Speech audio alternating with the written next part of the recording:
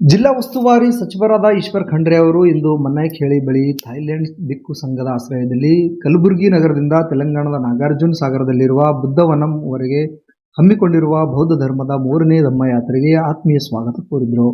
ಈ ಧಮ್ಮಯಾತ್ರೆಯಲ್ಲಿ ಭಾಗವಹಿಸಿ ಮಾತನಾಡಿದ ಸಚಿವರು, ಬುದ್ಧನ ಉಪದೇಶಗಳಾದ ಅಹಿಂಸೆ, ಕರುಣೆ, ಸಮಾನತೆ ಮತ್ತು ಶಾಂತಿಯ ಮಾರ್ಗ ಇಂದಿನ ಶಾಂತ ಜಗತ್ತಿಗೆ ಅತ್ಯಂತ ಅಗತ್ಯವೆಂದು ಹೇಳಿದರು. ಈ ಯಾತ್ರೆ ಕೇವಲ ಧಾರ್ಮಿಕ ಕಾರ್ಯಕ್ರಮವಲ್ಲದೆ ವಿಶ್ವಶಾಂತಿ, ಮಾನವೀಯ ಮೌಲ್ಯಗಳು ಹಾಗೂ ಸೌಹಾರ್ದತೆಯ ಸಂದೇಶವನ್ನು ಸಮಾಜಕ್ಕೆ ಸಾರುವ ಮಹತ್ವದ ಚಳುವಳಿಯಾಗಿದೆ ಎಂದು ಅವರು ಅಭಿಪ್ರಾಯಪಟ್ಟರು. ಕರ್ನಾಟಕ ಮತ್ತು ತೆಲಂಗಾಣ ರಾಜ್ಯಗಳನ್ನು ಸಂಪರ್ಕಿಸುವ ಈ ಧರ್ಮಯಾತ್ರೆ ಜನಮನಗಳಲ್ಲಿ ಶಾಂತಿ, ಸಹಬಾಳ್ವೆ ಮತ್ತು ಸೌಹಾರ್ದತೆಯ ಮನೋಭಾವವನ್ನು ಬಿತ್ತಲಿ ಎಂದು ಅವರು ಹಾರೈಸಿದರು. ಈ ಸಂದರ್ಭದಲ್ಲಿ ಯಾತ್ರೆಯಲ್ಲಿ ಭಾಗವಹಿಸಿದ್ದ ಭಿಕ್ಷುಗಳಿಗೆ ಗೌರವ ಸಲ್ಲಿಸಿ ಧಮ್ಮಯಾತ್ರೆಯ ಯಶಸ್ಸಿಗಾಗಿ ಶುಭಾಶಯಗಳನ್ನು ತಿಳಿಸಿದರು.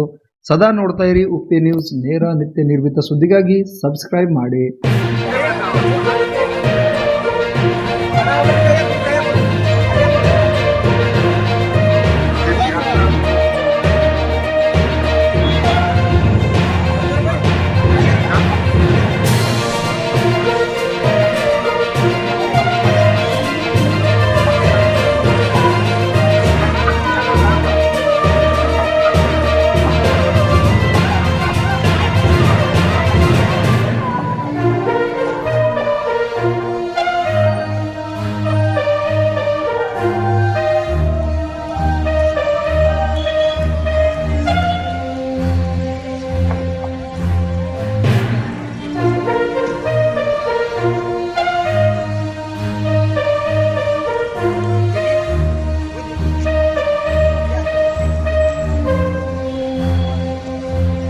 ಏನ್ ಬೇಕು